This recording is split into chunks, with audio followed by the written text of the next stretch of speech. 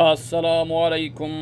أهم الأخبار: رئيس المجلس الانتقالي عيدروس الزبيدي يهدد الرياض باستخدام القوة، وذلك ردا على خلفية التهديدات السعودية لما يسمى المجلس الانتقالي المدعوم إماراتيا، وذلك عقب تحركه الأخير في حضرموت.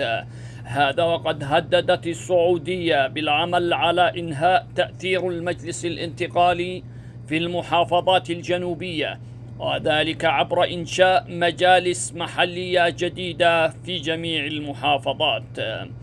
هذا وقد هدد عيدروس الزبيدي باستخدام القوى ضد السعودية والفصائل التابعة لها في حضرموت.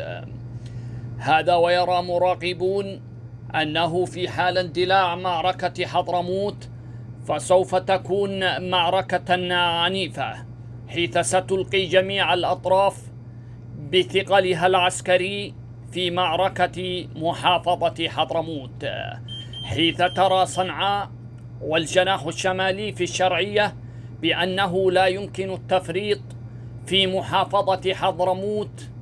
وأيضا يرى عيدروس الزبيدي بأنه لن يستطيع أن يحقق ما يسمى بدولة الجنوب